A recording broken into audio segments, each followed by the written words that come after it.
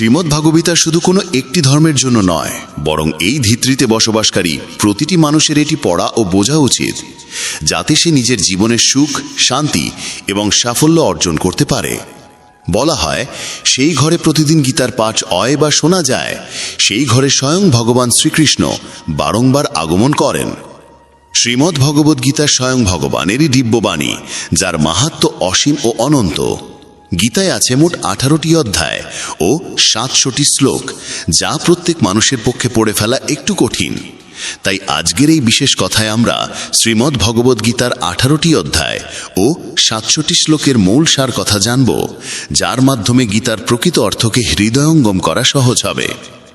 এই ভাবনাগুলো প্রতিদিন রাতে শোবার আগে শুনলে জীবনের প্রতি এক গভীর উপলব্ধি তৈরি হবে।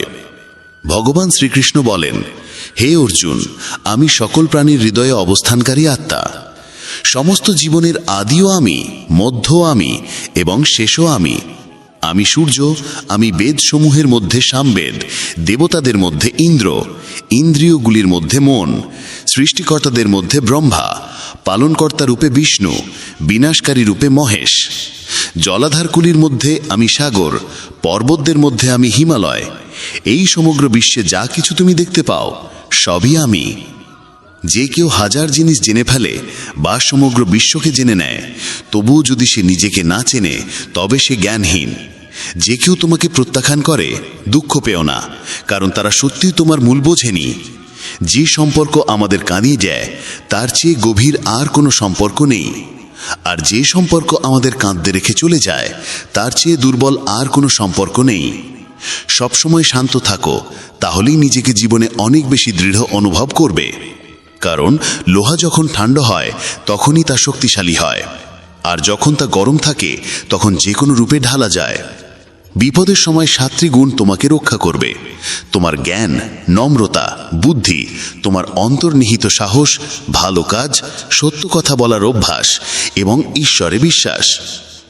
আত্মা সবসময় জানে কি সঠিক আর কি ভুল, কিন্তু মনকে বোঝানোটাই মানুষের প্রধান চ্যালেঞ্জ। কঠিন সময় মানুষ একা হয়ে যায়, কিন্তু সেই কঠিন সময় তাকে মজবুত করে তোলে।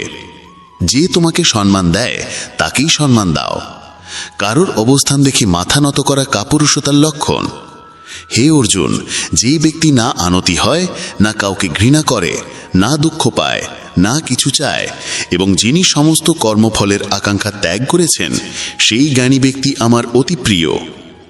আমাকে পাবার 3টি পথ আছে: ধ্যান যোগ, জ্ঞান যোগ ও কর্মযোগ, এবং এই সবগুলোর মধ্যে কর্মযোগই শ্রেষ্ঠ। যদি কাউকে বিশ্বাস করতে চাও, তাহলে তার কথায় নয়, তার কাজের মধ্যে তাকাও। রাগের মুহূর্তে একটু থেমে যাওয়া আর ভুলের সময় একটু নত হওয়া, এই 2 অভ্যাস জীবনের অনেক জটিলতাকে সহজ করে তোলে। ভগবান শ্রীকৃষ্ণ বলেন, যে ব্যক্তি আমাকে সত্যরূপে চিনে ফেলে, সে জন্ম মৃত্যুর বন্ধন থেকে মুক্ত হয়ে যায়। যে গীতা পড়ে ও তার উপদেশ অনুযায়ী চলে, তার সমস্ত পাপের প্রভাব বিনষ্ট হয়ে যায়। যা ভাগ্যে লেখা আছে তা দৌড়ে এসে উপস্থিত হয়, আর যা ভাগ্যে নেই তা এসেও চলে যায়। যেমন হাওয়ার জাপটটা নৌকাকে ভাসিয়ে দেয়, তেমনি মানুষের আকাঙ্ক্ষা তার বুদ্ধিকে বিভ্রান্ত করে। একজন জ্ঞানী ব্যক্তি সেই যে অন্যের গুণাবলী দেখে তার থেকে শিক্ষা গ্রহণ করে, তুলনা বা ঈর্ষা নয়। অস্ত্র কেবল শরীরকে আঘাত করতে পারে, কিন্তু শব্দ আত্মাকেও আহত করতে পারে। যে মানুষ নিজেকে পরমাত্মা থেকে পৃথক ভাবে না এবং শরীরকে নিজের বলে মনে করে না, সে চিরতরে জন্ম মৃত্যুর বন্ধন থেকে মুক্ত হয়। যারা আধ্যাত্মিক চেতনার শিখরে পৌঁছে গেছেন, তাদের পথই নিঃস্বার্থ কর্মের পথ। আর যারা ভগবানের সঙ্গে যুক্ত হয়ে গেছেন, তাদের পথ স্থিতিশীলতা ও শান্তিতে ভরা। মানব কল্যাণী শ্রীমদ্ভগবদ্গীতার মুখ্য উদ্দেশ্য, তাই মানুষকে উচিত তার কর্তব্য পালনের সময় মানবতার কল্যাণকে সর্বাগ্রে স্থান দেওয়া। শ্রীকৃষ্ণ বলেন, যারা তোমার পাশে থাকে, তাদের পাশে থাকো, আর যারা তোমাকে প্রতারণা করে, তাদের পরিত্যাগ করো। যেখানে তোমার সম্মান হয় না, সেখানে কখনোই ফিরে যেও না, কারণ সেখানে মানুষ তোমাকে দুর্বল ও নিবোধ ভাববে। যেখানে বৃষ্টি হয় না, সেখানকার ফসল যেমন শুকিয়ে যায়, তেমনি যেখানে সংসার না থাকে, সেখানে পরবর্তী প্রজন্মও বিনষ্ট হয়ে পড়ে। যারা বলে তাদের সময় নেই, তারা আসলে তাদের ঘনিষ্ঠ সম্পর্কের তালিকায় তোমার নাম রাখে না। হে অর্জুন, যে ব্যক্তি আমার মহান জন্ম ও কর্মের প্রকৃতিকে সত্যভাবে বোঝে, সে দেহত্যাগের পর আর পুনর্জন্ম লাভ করে না, সে আমার চিরন্তন ধামে পৌঁছে যায়। যে ব্যক্তি সমস্ত ইচ্ছা ত্যাগ করে আমি ও আমার এই মোহ ও আকাঙ্ক্ষা থেকে মুক্ত হয়, সে অপার শান্তি লাভ করে। যে মানুষের ভেতরে জ্ঞানের অভাব এবং ঈশ্বরে আস্থা নেই, সে কখনোই জীবনে সুখ ও সাফল্য লাভ করতে পারে না। ঈশ্বর আমাদের যা দিয়েছেন তাই আমাদের জন্য যথেষ্ট এবং এটাই একমাত্র অটল সত্য। সংযম, সদাচার, স্নেহ ও সেবা, এই গুণগুলো সৎসঙ্গ ছাড়া আসে না। ঈশ্বরকে স্মরণ করে করা প্রার্থনা আমাদের ভাগ্য বা পরিস্থিতি বাদলাক না বাদলাক, তবে সেই প্রার্থনা আমাদের চরিত্রকে নিশ্চিতভাবে পরিবর্তন করে। বাক এমন মধুর হওয়া উচিত যাতে ভবিষ্যতে তা ফিরিয়ে নিতেও কখনো তিক্ততা অনুভব না হয়। নিজের মধ্যে সামান্য হলেও আত্মসম্মান থাকা প্রয়োজন, নয়তো মানুষ তোমাকে সেখানেও দাবিয়ে রাখবে যেখানে তোমার অধিকার আছে। একজন মহাপুরুষই আত্মাকে বিস্ময় দৃষ্টিতে দেখে, আবার এমনই আর একজন মহাপুরুষ তার রহস্য ব্যাখ্যা করে, এবং এমনই কেউ কেউ বিস্ময়ে শুনেও তাকে জানতে পারে না। শ্রীকৃষ্ণ বলেন, যে ধৈর্যশীল ব্যক্তি সুখ দুঃখকে সমভাবে গ্রহণ করে এবং যাকে ইন্দ্রিয় ও বিষয়সমূহ বিচলিত করতে পারে না, সে মোক্ষের উপযুক্ত হয়। যতক্ষণ না তুমি নিজেকে হার মানাও, ততক্ষণ এই পৃথিবীর কোনো শক্তি তোমাকে হারাতে পারবে না। তুমি দুর্বল নও, দুর্বল সময়, আর সময় সব কিছুকে পাল্টে দেয়। তুমি শুধু তোমার কর্ম করে যাও। যে ব্যক্তি কখনো সংকট দেখেনি, সে কখনো নিজের শক্তির উপলব্ধি করতে পারে না। যারা অন্যের কষ্ট বোঝে, যাদের হৃদয়ে দয়া আছে, যাদের মন ভালো, তাদের পুনর্জন্ম হয় না। কাউকে কিছু দিয়ে অহংকার করো না। কে জানে তুমি দিচ্ছ নাকি আগের জন্মের ঋণ শোধ করছো। অহংকারী মানুষের বংশ, ঐশ্বর্য ও সম্মান, এই তিনটিই হারিয়ে যায়। বিশ্বাস না হলে রাবণ, কৌরব ও কংসের কথা মনে করো। নীরবতা হলো সবচেয়ে বড় জবাব, এবং ক্ষমা হলো সবচেয়ে বড় শাস্তি। যে মানুষের ভিতরে শহর শক্তি আছে, তার শক্তির সঙ্গে কারোর তুলনা চলে না। আমাদের অযথা চিন্তা ও মনের ভয় এমন এক রোগ যা আমাদের আত্মিক শক্তিকে ছিন্ন ভিন্ন করে ফেলে। মানুষকে জীবনের চ্যালেঞ্জ থেকে পালানো উচিত নয়, আর না ভাগ বা ঈশ্বরের ইচ্ছার দোহাই দিয়ে নিজের দায়িত্ব থেকে দূরে থাকা উচিত।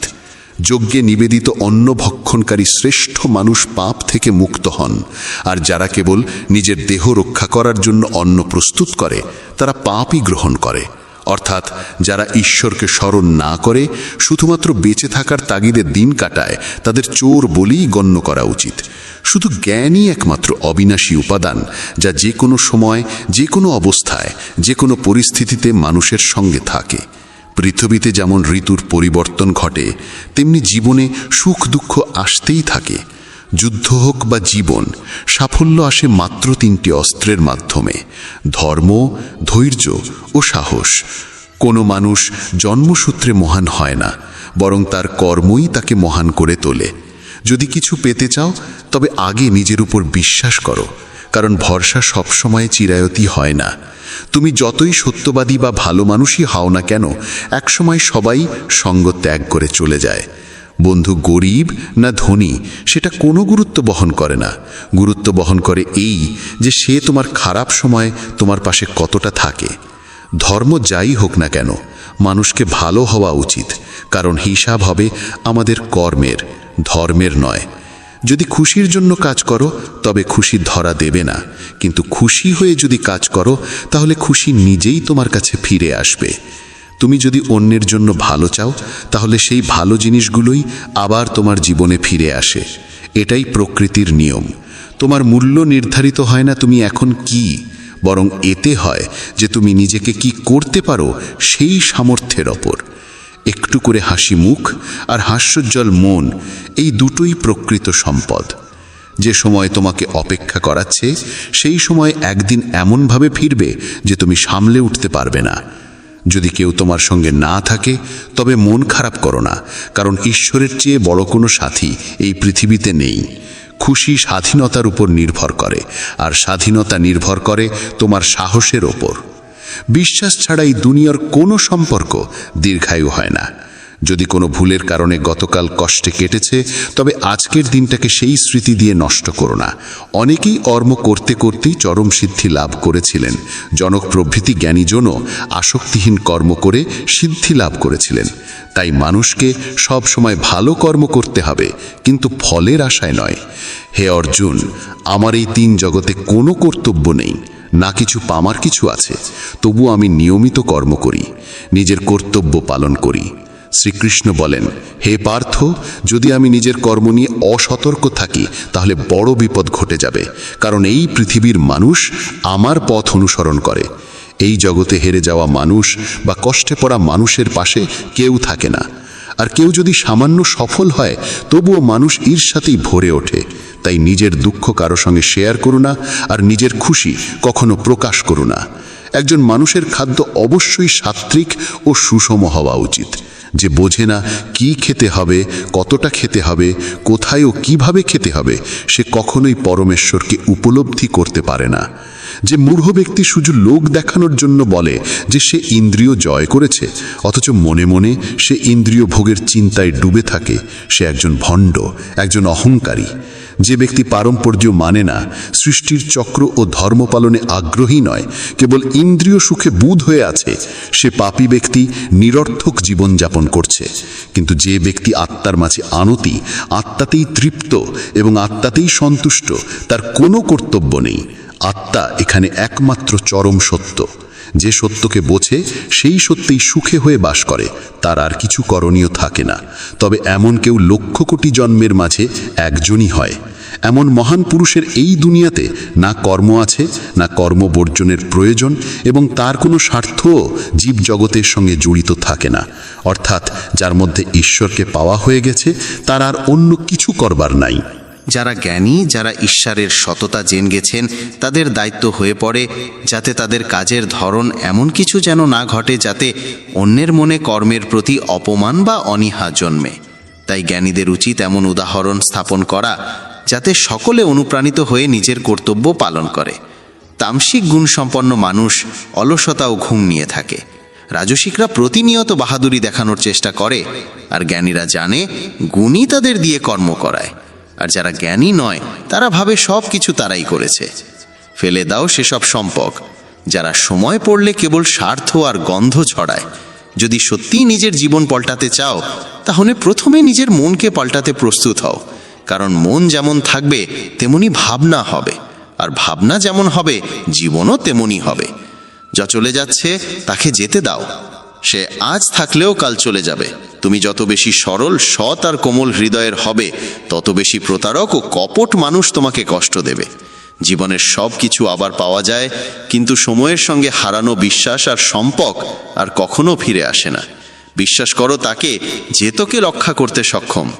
2 মুহূর্তের জন্য পাশে থাকা কেউ তোমার চিতায় কাঁধ দেয়। তাই মুহূর্তের সঙ্গে মাপো না অনুভবের গভীরতা। সত্যিকারের মানুষদের ওপর সেই বিশ্বাস রাখো যেমন রাখো তত ওষুধে। স্বাদে ভালো না হলেও শরীরের জন্য তা উপকারী। যেসব মানুষ তোমার ঘনিষ্ঠতাকে স্থান দেয়নি, তাদের থেকে দূরত্বই শ্রেয়। বড় সেই ব্যক্তি যা ছোটদের ব্যথা বোঝে। কে কি করছে, কেন করছে, কিভাবে করছে, এই সব থেকে যতটা নিজেকে দূরে রাখবে, ততটাই সুখী থাকবে। প্রতিটি সম্পর্কের সীমা থাকে, কিন্তু আত্মসম্মানের পক্ষে কোনো সম্পর্কই টিকিয়ে রাখা উচিত নয়।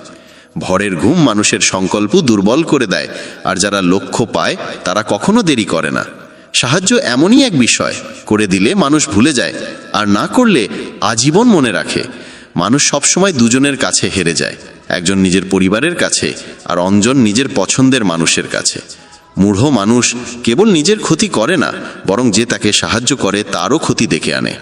নিজের জীবনে এতটাই ব্যস্ত হয়ে ওঠো যাতে আফসোস, কষ্ট, ঘৃণা আর ভয়ের কোনো ঠাঁই না থাকে। তোমার জীবনে এত ব্যস্ত হয়ে ওঠো যে দুঃখ, ঘৃণা কিংবা অনুশোচনার জন্য সময় না বাঁচে। কেউ যদি তোমার ওপর থেকে বিশ্বাস সরিয়ে নেয়, তবুও তাকে ধন্যবাদ দাও, কারণ সে তোমাকে শিখিয়ে দেয় যে কাকে বিশ্বাস করা উচিত তা বুঝে শুনে সিদ্ধান্ত নেওয়া প্রয়োজন। জীবনে যদি সত্যি সুখ আর শান্তি চাই, তাহলে সমস্যাগুলোকে কিংবা সমালোচনাগুলোকে কখনো নিজের ওপর প্রাধান্য নিতে দিও না। জন্মসূত্রে পাওয়ার সম্পর্ক প্রকৃতির দান, কিন্তু যেগুলো তুমি নিজে গড়ে তুলেছ সেগুলো তোমার জীবনের আসল সম্পদ। সেগুলোকে যত্নে রাখো। কারো গুণ কিংবা দোষ বিচার করার আগে নিজের দৃষ্টিভঙ্গিকে স্বচ্ছ ও নিরপেক্ষ করো। নিজের দুর্বলতা কাউকে বলো না, কারণ অধিকাংশ মানুষ সেই দুর্বলতার সুযোগ নিয়ে তোমাকে কষ্ট দেবে। জীবনে দুজন মানুষকে কখনো ভুলে যেও না, একজন যে তোমাকে কষ্ট দিয়েছে আর একজন যে কষ্টের সময় তোমার পাশে থেকেছে। ভগবান শ্রীকৃষ্ণ বলেন, হে প্রিয়, মন ছোট করো না। যেখানে তোমার আপনজন মুখ ফিরিয়ে নেবে সেখানে আমি নিজে তোমার পাশে থাকব। আর কখনো কারো সামনে এতটা নত হয়েও না যাতে সে তোমাকে দুর্বল ভাবতে শুরু করে। মানুষ তোমার কদর তখনই করবে যখন তুমি তাদের মতোই উপেক্ষা করতে শিখবে। প্রদীপের জীবন শ্রদ্ধার পাত্র এই জন্য নয় যে সে জ্বলে, বরং এই জন্য যে সে নিজে পুড়ে অন্যের জন্য আলো দেয়, কিন্তু অন্যের আলো দেখে জ্বলে না। সফলতা আর ব্যর্থতা দুটোই জীবনের অংশ এবং কোনোটাই স্থায়ী নয়। জীবনের অর্ধেক অভিযোগ দূর হয়ে যাবে যদি মানুষ একে অপরের পেছনে না বলে, বরং একে অপরের সঙ্গে কথা বলা শিখে যায়। বিশ্বাস এমনভাবে করো যাতে কেউ প্রতারণা করতে গিয়ে নিজেই অপরাধ বোধে ভুগে, আর ভালোবাসো এমনভাবে যাতে তার মনে চিরকাল তোমাকে হারিয়ে ফেলার একটা ভয় বেঁচে থাকে। তুমি যদি 4টে বেদের অর্থ নাও জানো সমস্যা নেই, কিন্তু যদি বুঝে ফেলো কি হলো বুদ্ধিমত্তা, দায়িত্ববোধ, বিশ্বস্ততা আর সততা, তাহলেই জীবন সফল হয়ে যায়। সমবোধে প্রতিষ্ঠিত এক ব্যক্তি এই জগতেই পূর্ণ আর পাপ উভয়কেই ত্যাগ করে। যখন তোমার বুদ্ধি মোহরূপ কাদা থেকে মুক্ত হবে, তখন তুমি শুনে আসা আর সামনে থাকা সব ভোগের বিষয়েই বৈরাগ্য লাভ করবে। হে অর্জুন, যখন একজন মানুষ নিজের অন্তরের সব কামনা বাসনা ত্যাগ করে কেবল নিজের আত্মার মধ্যে তৃপ্ত থাকে, তখন তাকেই বলা হয় স্থিতপ্রজ্ঞ। যে ব্যক্তি দুঃখে বিচলিত হয় না, সুখে লাভে পড়ে না, যার ভয় রাগ আসক্তি দূর হয়েছে, তাকে বলা হয় স্থিতধীর ঋষি। যেমন কচ্ছপ নিজের অঙ্গ প্রত্যাহার করে, তেমনি যে ব্যক্তি ইন্দ্রিয় গুচ্ছকে সমস্ত বিষয় থেকে সরিয়ে নিতে পারে, সেই প্রকৃত স্থিত বুদ্ধি। তুমি যদি বুঝে ফেলো কখন, কোথায় আর কাকে কতটুকু বলতে হয়, তবে বুঝবে জীবন সার্থক হয়ে গেছে। শ্রীকৃষ্ণ বলেন, জীবনে কখনো সুযোগ আসলে কারো জন্য সারথি হয়ে ওঠো, স্বার্থপর নয়। ধর্মে পূর্ণ হৃদয় ধর্মের পথ দেখায়, আর অধর্মে পূর্ণ হৃদয় শুধুমাত্র অন্ধকারের পথ। মানুষ কখনো ঈশ্বরে বিশ্বাস না করার জন্য দুঃখী নয়, সে দুঃখী কারণ সে ঈশ্বরের কথা শোনে না। সব কিছুই ঠিক সময়ে আসে, কিন্তু সময়ের আগে যা চাওয়া সেটাই দুঃখের মূল। কারো প্রতি নিঃস্বার্থ ভালোবাসা মানে পবিত্রতা আর পরম সত্যের অনুভব। যা কিছু ঘটেছে তার মধ্যে তোমার কোনো হাত নেই, তাই তোমার দুঃখগুলো অমূলক। সব কিছুর শুরু আমার থেকেই হয়, আর শেষও আমাতেই এসে ঠেকে। ইন্দ্রিয় সুখ কখনো প্রকৃত সুখ নয়। প্রথমে তা মধুর লাগে, পরে তা ধ্বংস ডেকে আনে। শ্রীকৃষ্ণ বলেন, হে মানব, তুমি তোমার জীবনকে অর্থবহ করে তুলতে পারো, কিন্তু তার জন্য তোমাকে আমার স্মরণে আসতে হবে। যদি আমার কথা তোমার অদ্ভুত লাগে, তাহলে তোমার দৃষ্টিভঙ্গি বদলানো উচিত, কারণ তুমি এখনো জিনিসগুলো সেইভাবে দেখছো না যেভাবে আমি দেখি। একবার যদি তুমি আমার উপর বিশ্বাস করো, তাহলে কখনো হতাশ হবে না। যে একবার আমার উপর নির্ভর করে, আমি কখনো তাকে ছেড়ে যাই না। যে আমার ভক্তদের সঙ্গে প্রতারণা করে, আমি তার সবচেয়ে বড় শত্রু হয়ে উঠি। যদি কেউ আমার এক ভক্তকে একবারও প্রতারিত করে, আমি জন্ম জন্মান্তরেও তাকে ক্ষমা করি না। আমি প্রতিটি হৃদয়কে মন্দিরের মতো দেখি। যে হৃদয় যত বেশি পবিত্র, আমি সেখানে তত বেশি অবস্থান করি। ভগবান বলেন, এই দুনিয়ায় সবাইকে ভালোবাসো, কিন্তু পূর্ণ বিশ্বাস কেবল ঈশ্বরের ওপর রাখো। যদি কাউকে বিশ্বাস করতে চাও, তা হোক একমাত্র পরমাত্মার ওপর। যখন তুমি যাত্রা শুরু করবে, তখন প্রাথমিকভাবে ব্যর্থতাও আসতে পারে, কখনো পড়েও যেতে হবে, কিন্তু এর মানে এই নয় যে তুমি পথ ছেড়ে দেবে। একদিন আসবে যখন তুমি পূর্ণতা লাভ করবে আর তোমার সমস্ত কাজ সফল হবে। এই পথে আমি তোমার পাশে থাকব, তোমার ছোট বড় সব কাজে তোমার সঙ্গী হব। যা তোমার অন্তর চায় তাই করো, কিন্তু বিনয় ও সরলতার সঙ্গে, অহংকার নিয়ে নয়। এই ধরায় জন্ম নেবার পর মানুষের প্রধান উদ্দেশ্য হওয়া উচিত মুক্তি লাভ করা। কেবল সেই মানুষ মুক্ত হতে পারে যে নিজের কর্মে দৃঢ় প্রতিজ্ঞ এবং সুখ আর দুঃখকে সমভাবে গ্রহণ করতে পারে। যে ব্যক্তি নিজের আত্মার কণ্ঠ শুনতে পারে, সে আমার সঙ্গে কথা বলতেও পারে, আমাকে দেখতে পর্যন্ত পারে। যে ব্যক্তি আমাকে প্রতিটি বস্তুতে দেখে আর আমার উপস্থিতি অনুভব করতে পারে, সেই আমার প্রকৃত ভক্ত, আর এমন ভক্তদের প্রতি আমার গভীর ভালোবাসা। বন্ধুরা, আজকের এই কথোপকথনে শুধু এটুকুই। আমি আশা করি এই কথাগুলো তোমার হৃদয়ে এক গভীর উপলব্ধি সৃষ্টি করবে। যদি ভালো লেগে থাকে তাহলে ভিডিওটিকে লাইক ও শেয়ার করো এবং কমেন্টে লিখতে ভুলো না, জয় শ্রী রাধে কৃষ্ণ। এমনই আরও জ্ঞানগর্ভ ও অনুপ্রেরণামূলক ভিডিও পেতে আমাদের ইউটিউব চ্যানেল সাবস্ক্রাইব করে পাশে থাকা ঘন্টি টিপে দাও। ভগবান শ্রীকৃষ্ণ যত তোমাকে সর্বদা আনন্দে রাখেন। নিজেকে ভালো রেখো। জয় শ্রী রাধে কৃষ্ণ।